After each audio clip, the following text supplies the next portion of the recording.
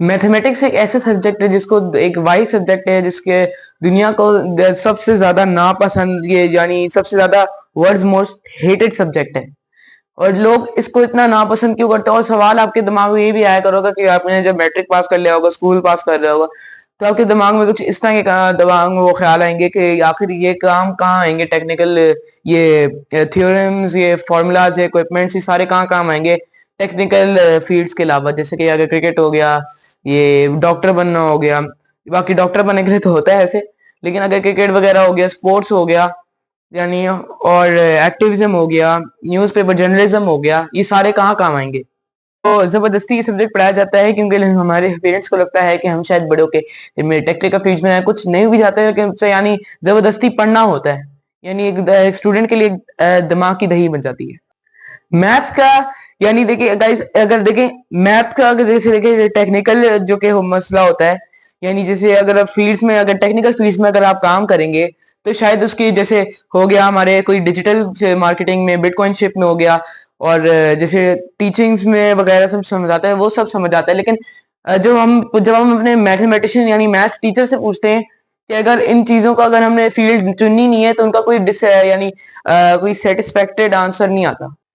एक सर्वे के मुताबिक तकरीबन 100 मिलियन यानी 10 यानी कह सकते हैं 10 करोड़ बच्चे मैथ्स के सब्जेक्ट में फेल होते हैं। यानी आपको जब फेल होते हैं तो आपको यही लगता होगा कि इनको नफरत है और ये इनको जबरदस्ती पढ़ाया जा रहा है। लेकिन क्यों? ग्रीस, चाइना और इजिप्ट जैसे मुल्क यानी सिविलाइजेशन से उस टाइम के इतना ग्रो एस्ट्रोनॉमी में, जियोमेट्री में और कैलकुलेशन में इतना ज्यादा आगे बढ़ गए थे कि इजिप्ट ने तो अपने पिरामिड जैसे इतने बड़े अजूबे को बनाना शुरू कर दिया था, जो कि आज तक एक ह्यूमन मिस्ट्री है। इसी तरह से सिविलाइजेशन बढ़ती गई और फिर बाद में मैथ्स के अंदर भी तरक्कियां आती रही। जैसे ग्रीस के पैथागोरस थे, वो फिलोसोफर थे, उन्होंने लॉ और नेचर को समझने के लिए मैथ को और ज्यादा तरक्की दी, यानी और ज्यादा इंस्पायर करके यानी और बढ़ाया। इसी तरह से सिविलाइजेशन बढ़ती गई और फिर बाद में मैथ्स के अंदर भी तरक्कियां आती रही। जैसे ग्रीस के पैथागोरस थे, वो फिलोसोफर थे, उन्होंने लॉ और नेचर को समझने के लिए मैथ को और ज्यादा तरक्की दी, यानी और ज्यादा इंस्पायर करके यानी और बढ़ाया। यूरोप में एक मैथ्स का ऑर्गेनाइज टेक्स्ट बनाया गया जो कि आज भी टेक्स्ट बुक की शक्ल में हमारे पास स्कूल में है।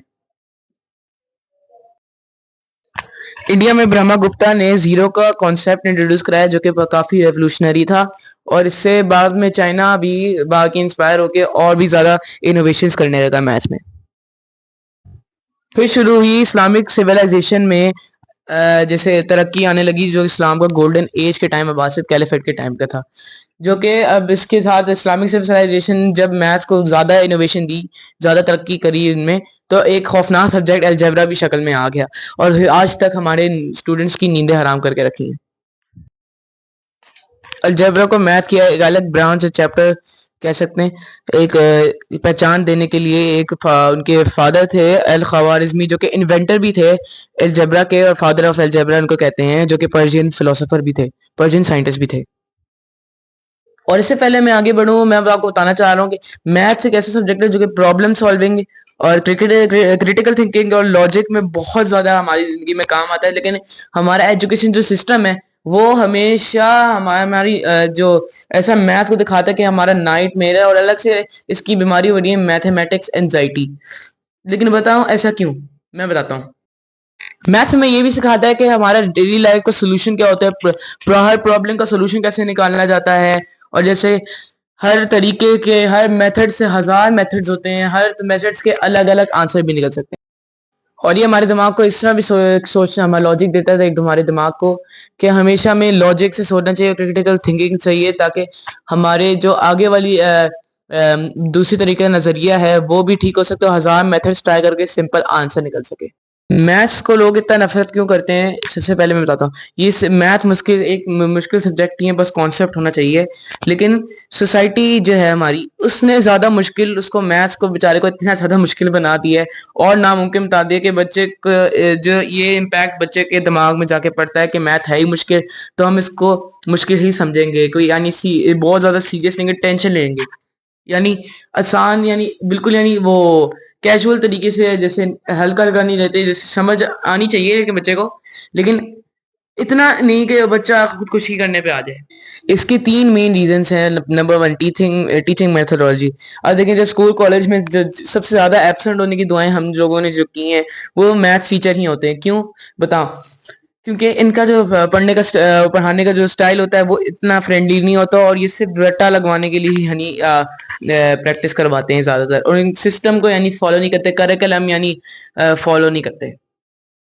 जो हमारे स्कूल्स के टीचर्स होते हैं वो ज़्यादातर वो रट्टे लगाने में ज़्यादा यानी वो फोकस देते हैं ये जो फॉर्मूलाज थ्योरम्स को और इक्विपमेंट्स को, क्योंकि और ये डर इतना ज़्यादा आगे बढ़ जाता है, कितना ज़्यादा सीरियस हो जाता है कि कुछ बच्चे खुदकुशी को ही गले लगा लेते हैं। वहाँ की दूसरी तरफ जब देखें आप कि जो फिलोसोफर्स कहते हैं कि जो मैथमेटिक्स होती है, जो कि लॉज ऑफ नेचर होते हैं, नेचर से तो हमें बहुत ज़्यादा प्यार है, लेकिन उसकी लैंग्वेज से क्यों नहीं प्यार?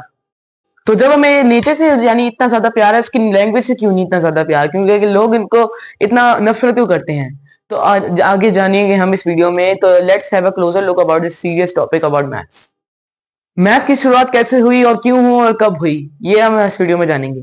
सबसे पहले मैथ्स की शुरुआत आज से 4000 साल पहले हुई थी, जो कि सिर्फ एक बेसिक सब्जेक्ट था, यानी सब्जेक्ट नहीं कह सकते, एक बेसिक लॉ था एक नेचर का, यानी एक टाइप का कह सकते हैं। लोग अपने इसको बहुत इंपॉर्टेंट मानते हैं क्योंकि अपनी चीज़ों को ये छोटे-मोटे काम में बहुत ज़्यादा काम आता था। पुराने लोगों में जैसे सिविलाइजेशंस जैसे वो बहुत ज़्यादा काम करते, जैसे इजिप्शियन हो गया, ग्रीक हो गया और मेसोपोटामिया, इराक हो गया। तो इस तरह के लोग जब भी आपने बकरियों को काउंट करते थे, अपने खानों को, टाइम का अंदाजा लगाने को और ये लोगों को गिनने को कि कहाँ कितने लोग यहाँ पर बैठे हुए हैं, तो इतना ज्यादा यानी वो काउंटिंग जो काउंटिंग करते हैं लोग, तो यहाँ से सिस्टम हुआ। सबसे पहले फॉर्मेट का यानी नंबर सिस्टम का सबसे पहला फॉर्मेट था टैलिंग सिस्टम। इस सिस्टम में लोग यानी एक बहुत स्पेशल किस्म की एक हड्डी इस्तेमाल करते थे, जिसमें लिमोवो बोन्स आते हैं और इशोवो बोन आते हैं, और उसका एक यूनिट भी एक ही था यानी सिंगल लाइन, और जब नंबर एंड हो जाता है तो एंड में एक लंबी सी टेढ़ी लाइन बना देते ताकि नंबर एंड हो जाए। सिविलाइजेशंस बढ़ती गई, यानी टाइम का यानी अंदाजा बढ़ता गया और कॉम्प्लेक्स होने लगा मैथ, और ऐसे ऐसे यानी लोग एक सिविलाइजेशन एक नई नई डिस्कवरियां करने लगी। इस बात यानी जो आगे कहते हैं काउंटिंग उस वक्त ना यानी बहुत ज्यादा कॉम्प्लेक्स हो गई थी, तो लोग सिर्फ काउंटिंग आइटम्स के लिए करते थे और अपने पैसों गिनने के लिए करते थे, और अपने वो गिनने के बाकी और सोशल चीजों के लिए करते थे, यानी गिनते थे लोगों को गिनने के लिए, टाइम का गिनने के लिए। लेकिन बाकी और मैथ्स बाकी और ज्यादा डिस्कवर होता रहा, जो एंशियंट फिलोसोफर्स नए नए वो इजादात लेकर आने लगे, और फिर यहीं से शुरू होती है इंसान की एक और काउंटिंग के अलावा एक और इनोवेशन, कैलकुलेशन। कैलकुलेशन सिर्फ यहाँ यहीं तक काउंटिंग तक मुत्तहिद नहीं थी, बल्कि आगे भी और फिनोमिनाज आते थे। जैसे इंसान को बड़ा क्यूरियस था कि ये चीजें क्यों होती हैं हमारे सामने, जो आसपास जो होती हैं चीजें, ये सारी ये क्यों होती क्यों थी, फिनोमिनाज कैसे होते थे इसके। जैसे कि सूरज चांद गोल क्यों है, चांद तारे कैसे हिलते हैं, और ये हर फूल का एक अलग एक एक पैटर्न क्यों है, यानी गोल क्यों है, पहाड़ ट्रायंगल जबकि आसमान पूरा नीला क्यों है, ये सब की कैलकुलेशन सारी सारी एक ये मैथ करता था। और इंसान इस कंसिस्टेंसी को यानी समझने के लिए क्यूरियस था कि कैसे काम करता है, तो इसलिए मैथ और कॉम्प्लेक्स होता रहा टाइम बाय टाइम। और जो मैंने इस वीडियो की शुरुआत की थी सिविलाइजेशन, मेसोपोटामियन सिविलाइजेशन, जो कि आज इराक, सीरिया और कुवैत है, उसके अंदर यानी अर्लियर सिविलाइजेशन में एक पहला नंबर सिस्टम इन्वेंट किया था, जिसमें आगे जाके बहुत सारी सिविलाइजेशन इंस्पायर होकर, जैसे बेबीलोनियन हो गया, असीरियन हो गया, ये सारी सिविलाइजेशन ने यानी एक डायमीटर 60 का सिस्टम शुरू किया। जैसे आपको आज दिखता है घड़ियों पे कि 1 घंटा 60 मिनट्स का होता है और 1 मिनट 60 सेकंड्स का होता है। आई होप आपको ये वीडियो पसंद आई होगी। Thank you guys for watching. मैं अपनी वीडियोस बाकी और मैं अपने बढ़ावा दे रहा हूँ अपनी वीडियोस में, यानी एडिटिंग कर रहा था, तभी वीडियोस लेट आ गई। बाकी गाइस अगर आपको पसंद आई होगी तो टेक केयर, लाइक करेगा, शेयर करेगा, कमेंट करेगा। मेरा नाम है मोहम्मद अनम खान और आप देख रहे थे AK बाई टी।